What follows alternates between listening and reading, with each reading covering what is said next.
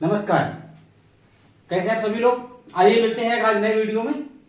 आज हमने टॉपिक लिया है हिंदी का वर्णमाला। बहुत ही इंपॉर्टेंट है। छोटी से बड़ी परीक्षाओं में वर्णमाला से संबंधित एक या दो प्रश्न जरूर पूछे जाते हैं। वर्णमाला से चाहे कितनी भी छोटी परीक्षा हो, कितनी भी बड़ी परीक्षा हो, पीसीएस में सीसेट में पूछा जाता है, वो चाहे लेखपाल भर्ती हो, चाहे यूपी पुलिस की भर्ती हो, चाहे वीडियो की हो, सब में वर्णमाला से एक प्रश्न पूछा जाता है। इसलिए मैंने आज वर्णमाला को जहां से क्वेश्चन बन सकते हैं उसको मैंने स्पष्ट करने का प्रयास किया है। अपने वीडियो के माध्यम से हम करेंगे। उम्मीद है आप लोगों को मेरा वीडियो पसंद आएगा। हम अपना वीडियो स्टार्ट करें इससे पहले आप सभी से निवेदन करना चाहेंगे कि मेरे वीडियो को लाइक कमेंट शेयर जरूर कर दीजिएगा। जिन साथियों ने हमारे चैनल को सब्सक्राइब नहीं किया है तो कृपया हमारे चैनल को सब्सक्राइब जरूर कर दीजिए और अपने साथियों से भी करवा दीजिए। आइए शुरू करते हैं इस वीडियो को। वर्णमाला जो मैंने हिंदी का वर्णमाला लिया है तो इससे संबंधित कहां कहां से प्रश्न बनते हैं इसके बारे में हम चर्चा करेंगे इस वीडियो में। तो सबसे पहले हम बात करते हैं वर्णमाला में स्वरों की। स्वर कितने होते हैं? तो वर्णमाला में टोटल स्वर होते हैं साथियों 11। कितने स्वर होते हैं? 11। कौन कौन से होते हैं इनको भी हम देख लेते हैं। आ, ई, उ, ऋ, ए, ऐ, ओ, औ, अंग, अहा। अंग अहा स्वरों में गिनती नहीं है।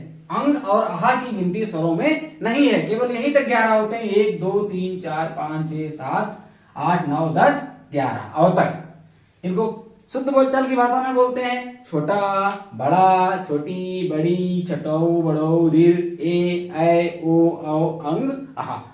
अंग अहा को मैंने ब्रैकेट में बंद किया है क्योंकि वर्णमाला में स्वरों के तहत इनकी गिनती नहीं होती है। तो कौन कौन से हैं स्वर 11? फिर से रिपीट कर लीजिए एक बार। आ, ई, उ, ऋ, ए, ऐ, ओ, औ। ठीक है। अंग और अहा के बारे में हम आगे बढ़ेंगे, क्या है बताएंगे आपको। ये 11 स्वर होते हैं। इन कहां कहां से कैसे बोले जाते हैं, इनकी ध्वनि क्या होती है, ध्वनि का कहां से ध्वनि इनकी कैसे निकलती है गले से, उसके बारे में भी मैं आपको बताऊंगा। तो आ और आ, छोटा और बड़ा जो है वो कंठ से बोला जाता है। इसको कंठ स्वर बोलते हैं। क्या बोलते हैं? कंठ।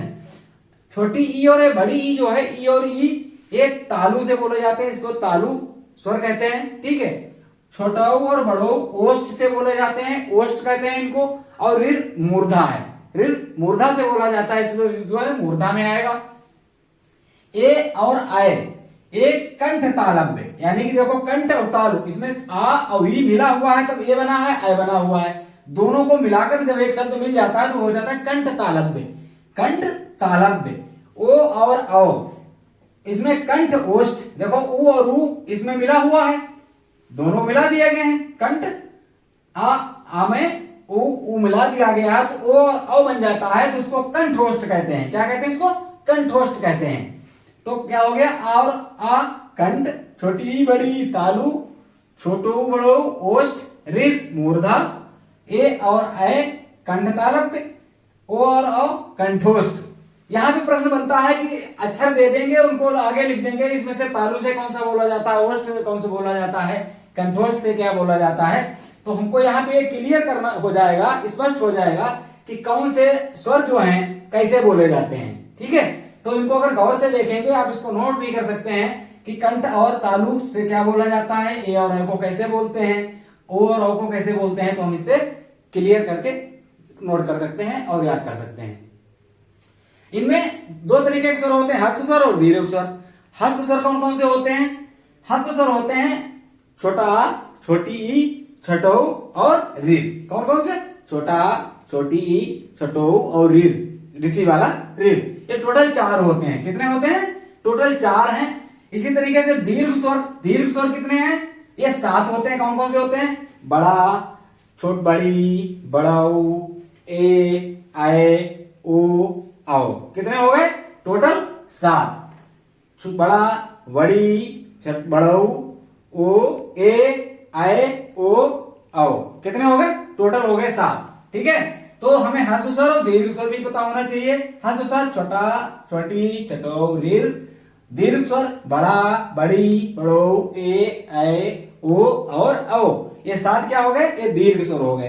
तो हमको 7 4 टोटल हमें 11 की जानकारी हो गई। कितने की?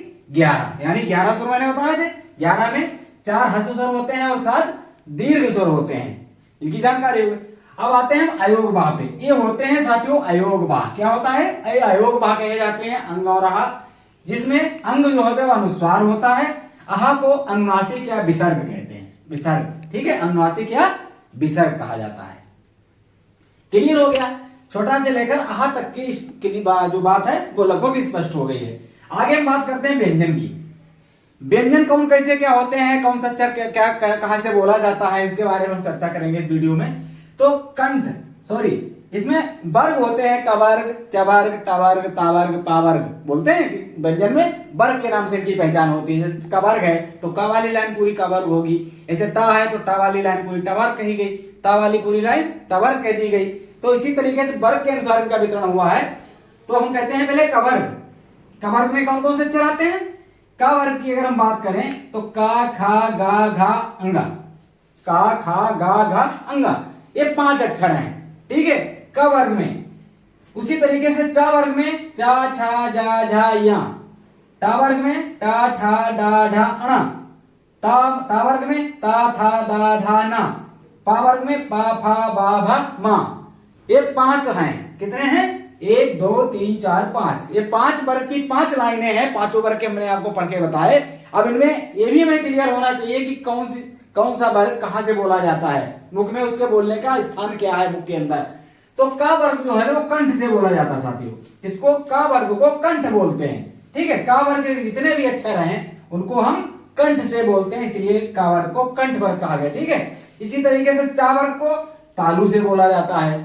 ता वर्ग के जितने भी अक्षर हैं वो तालु की मदद से बोले जाते हैं, तालु की सहायता से बोले जाते हैं। इसी तरीके से टा वर्ग जो है वो मूर्धा से बोला जाता है। तो टा वर्ग को मूर्धा से बोला जाता है और ता वर्ग को दंत, ये दंत वर्ग कहा जाता है। ता वर्ग जितना है वो दंत यानी दांत की सहायता से जो अक्षर बोला जाए उसे दंत वर्ग कहते हैं।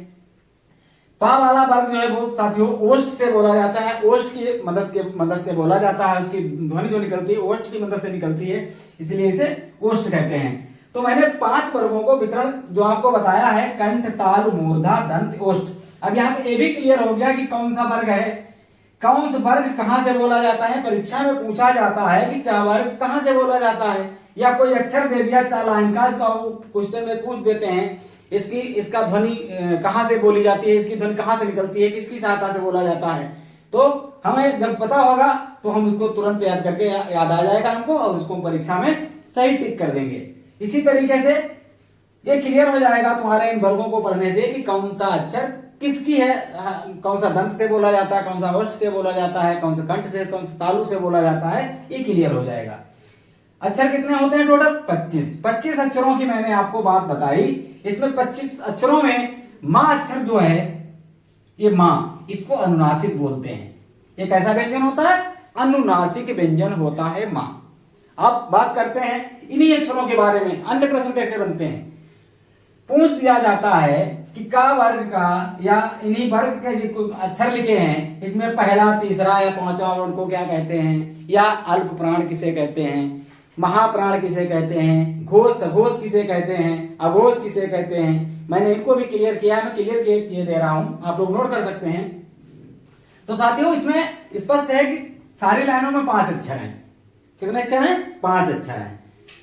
जो 5वां अक्षर होता है हर लाइन का, 5वां अक्षर इनका जो मैंने लाल लाइन से खींचा है इसमें, इसको पंचमां अक्षर बोलते हैं। जाहिर सी बात है 5वां अक्षर तो उसको हम पंचमां अक्षर बोलेंगे।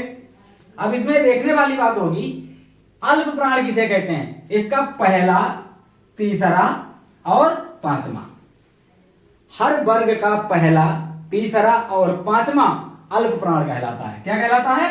अल्प प्राण कहलाता है।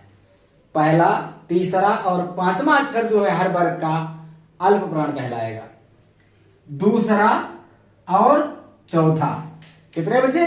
दूसरा और चौथा, इनको हम कहेंगे महाप्राण। क्या कहेंगे? महाप्राण। ध्यान रखिएगा, पहला, तीसरा, 5वां हर वर्ग का पहला, तीसरा, 5वां अल्प प्राण, दूसरा और चौथा महाप्राण कहलाता है। इन्हीं से संबंधित प्रश्न बनते हैं। छोटी से छोटी परीक्षाओं में तो बहुत ज्यादा प्रश्न पूछे जाते हैं इस टाइप के। तो हमें क्लियर हो गया कि अल्प प्राण किसे कहते हैं, महाप्राण किसे कहते हैं। इन्हीं 25 अक्षरों की बात हो रही है व्यंजन की।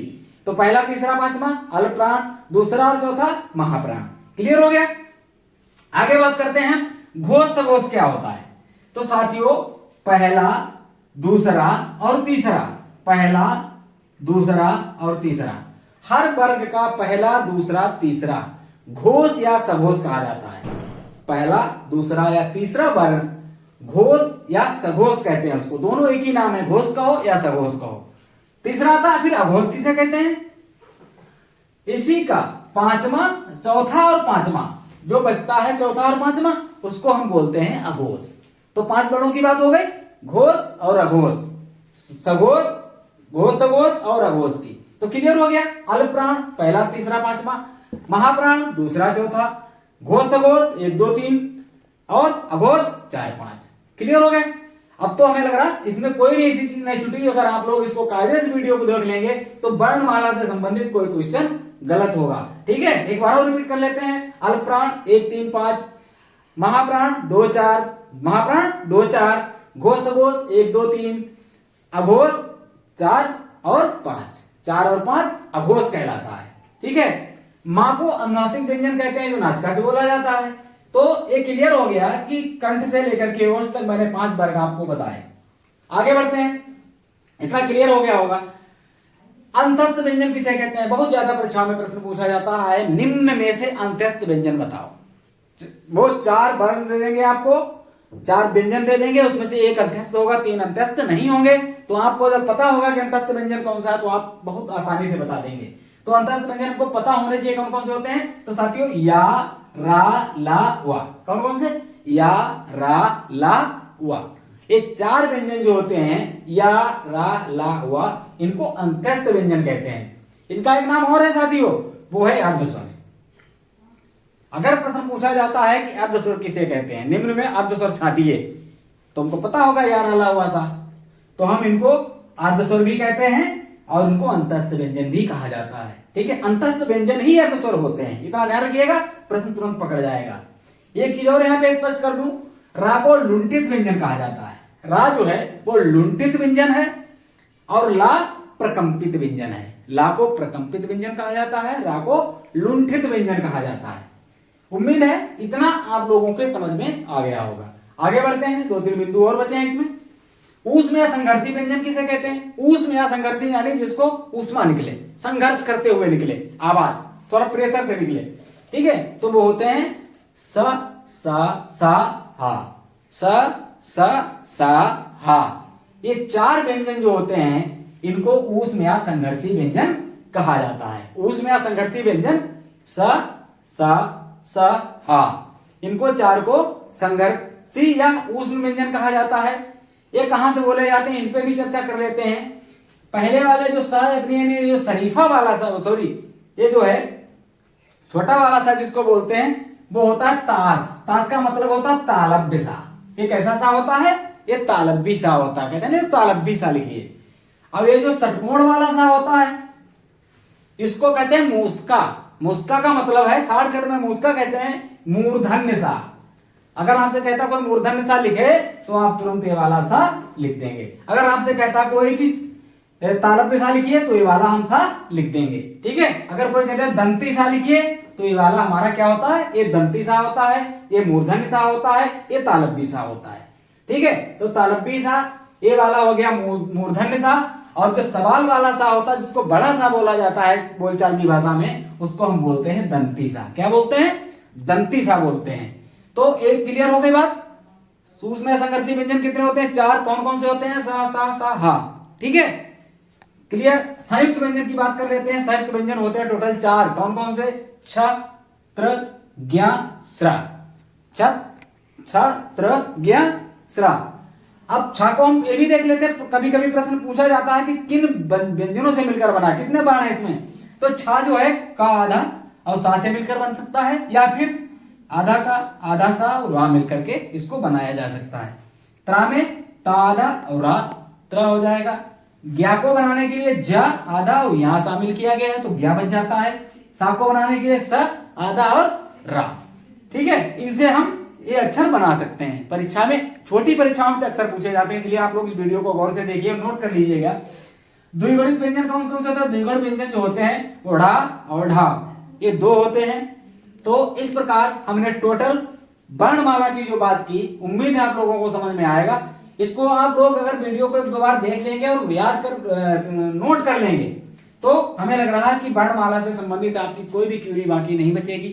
तो उम्मीद है वीडियो पसंद आएगा आपको। अब एक दो प्रश्न आपके जरूर इस वीडियो से पक्के हो जाएंगे, मैं वादे के साथ कह सकता हूं। अगर आपने परीक्षा की तैयारी कर रहे हैं तो एक दो प्रश्न आपके इस वीडियो से कहीं नहीं गए, इसलिए इसको देखिए, अपने दोस्तों को दिखाइए, लाइक करिए, कमेंट करिए, शेयर करिए और मेरे चैनल को सब्सक्राइब जरूर करिए। मिलते हैं इसी प्रकार एक अगले वीडियो के साथ, रुचिकर वीडियो के साथ। तब तक के लिए जय हिंद।